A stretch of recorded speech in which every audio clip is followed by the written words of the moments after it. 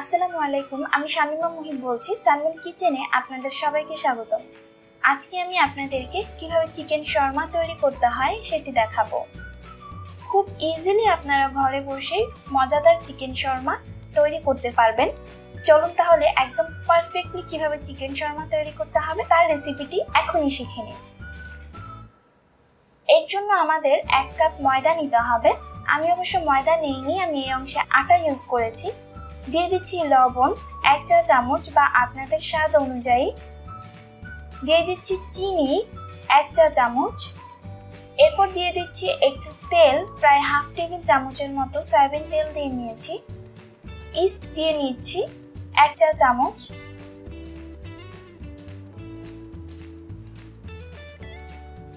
এরপর এর মধ্যে দিয়ে দিচ্ছি পরিমাণ মতো পানি। পানিটাকে অবশ্যই কুসুম গরম পানি হতে হবে, খুব বেশি গরমও হওয়া যাবে না, আর ঠান্ডা পানি তো ইম্পসিবল, কোনোভাবেই দেওয়া যাবে না।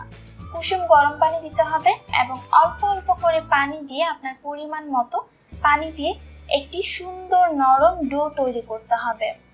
আর এই ডোটি খুবই সুন্দর হবে কারণ এর মধ্যে ইস্ট আর চিনি মিশানো রয়েছে, তো নরম সুন্দর একটি ডো হবে। দেখুন কত সুন্দর একটি ডো তৈরি হয়ে গিয়েছে।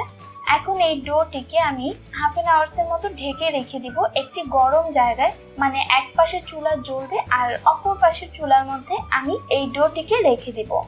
এখন আমি সস তৈরি করতে যাচ্ছি। চিকেন শর্মার একটি স্পেশাল সস আছে, সেই সসটি আমি তৈরি করছি। এর জন্য আমি 1/3 কাপ মেয়োনেজ দিয়ে নিয়েছি, আর টক দই দিয়ে নিয়েছি হাফ টেবিল চামচ, আর টমেটো সস দিয়ে নিচ্ছি হাফ টেবিল চামচ। আর এই টমেটো সসের রেসিপি আমার চ্যানেলে দেওয়া আছে, আপনারা দেখে নিতে পারবেন, আমি লিঙ্ক ডেসক্রিপশন বক্সে দিয়ে রাখবো।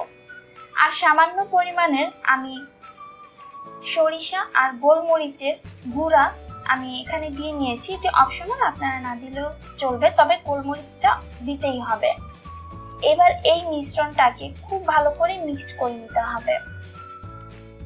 দেখুন আমার এই অংশের সসটি কমপ্লিট হয়ে গিয়েছে। এইবার আমি পরবর্তী স্টেপে চলে যাচ্ছি। পরবর্তী স্টেপে আমি এই অংশের চিকেন নিয়ে নিয়েছি, আর চিকেনগুলোকে এইভাবে একদম পাতলা পাতলা করে কেটে নিয়েছি। শুধুমাত্র হাড্ডি ছাড়া যে গোস্তগুলো থাকে সেগুলো আমি এভাবে পাতলা পাতলা করে কেটে নিয়েছি। এখন আমি এর মধ্যে মরিচের গুঁড়া হাফ চা চামচ,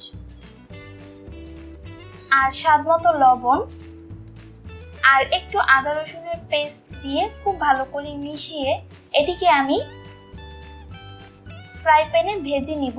একটু ভালো করে মিশাতে হবে, 5 থেকে 10 মিনিট ঢেকে এটিকে মেরিনেট করতে হবে। ব্যাস, আমার গোস্তটি মেরিনেট হতে থাকুক।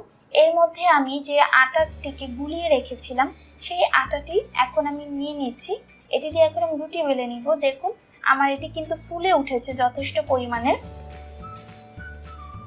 এখন আবার একটু হাত দিয়ে মিশিয়ে নিব, এবং আমি যে পরিমাণটি বলেছি এই পরিমাণে আপনারা টোটাল 3টি রুটি তৈরি করতে পারবেন। যাই হোক, এখন আমি একটি লেচি নিয়ে নিয়েছি এবং একটি গোলা নিয়ে নিচ্ছি। নিয়ে আমি এটিকে একটি রুটি তৈরি করে নিব। এর আগে এইভাবে করে একটু মসৃণ করে নিচ্ছি, একটু টেনে উপরের দিকটা এভাবে মসৃণ করে তারপর একটি রুটি বেলে নিব। হালকা একটু ময়দা বা আটা দিয়ে নিতে পারেন, দিয়ে তারপর নর্মাল আমরা যেভাবে রুটি বেলি সেভাবেই রুটি বেলতে হবে। ব্যাস, দেখুন আমার রুটিটি বেলা হয়ে গিয়েছে। এর পুরুত্বটা একটু দেখুন, আমরা প্রতিদিন যে রুটিটা খাই তার থেকে অল্প একটু মোটা হবে। খুব বেশি মোটা করার দরকার নেই, কারণ এটিকে আমি যখন ভাজবো তখন আমার এটি অনেক বেশি মোটা হয়ে যাবে, মানে ফুলে উঠবে।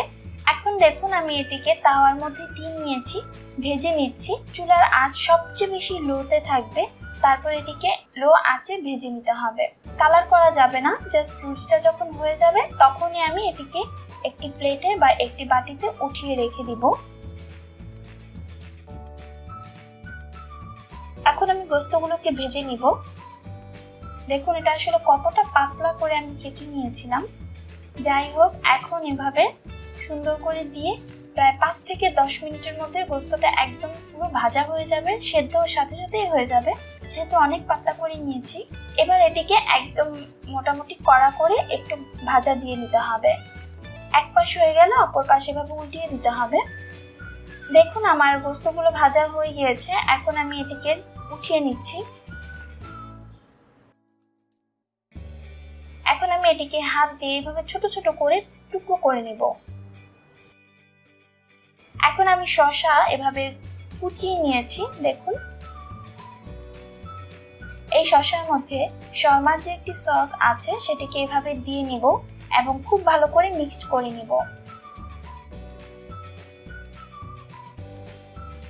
এর মধ্যে আমি চিকেন ফ্রাইগুলো দিয়ে নিব। শর্মার ভিতরে যে পুরটা থাকে সেটি আমাদের রেডি হয়ে গিয়েছে। প্রথমে আমি একটি প্লেটের মধ্যে এভাবে একটি পার্চমেন্ট পেপার বা বাটার বা বেকিং পেপার এভাবে আমি বিছিয়ে নিব।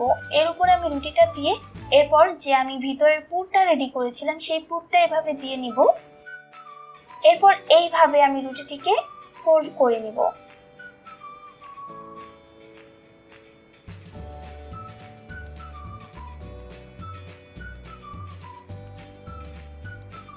হয়ে গেল। এখন আমি দুই সাইড থেকে মুড়িয়ে নিব।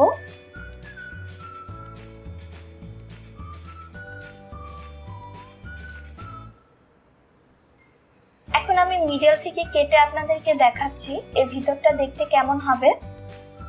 ভিতরের পুরের পরিমাণটা আপনারা চাইলে বাড়িয়ে বা কমিয়ে দিতে পারেন, এটি আপনাদের নিজেদের উপর ডিপেন্ড করবে। হয়ে গেল মজাদার চিকেন শর্মা। ভিডিওটি কেমন লেগেছে তা জানিয়ে অবশ্যই কমেন্টস করবেন। আর চাইলে আমার চ্যানেলে সাবস্ক্রাইব করে রাখতে পারেন, বেল বাটনেও ক্লিক করে রাখতে পারেন পরবর্তী সকল ভিডিওর নোটিফিকেশন পাওয়ার জন্য। আজকে এ পর্যন্তই। সবাই ভালো থাকবেন, সুস্থ থাকবেন। আমি এবং আমার পরিবারের জন্য দোয়া করবেন। আসসালামু আলাইকুম।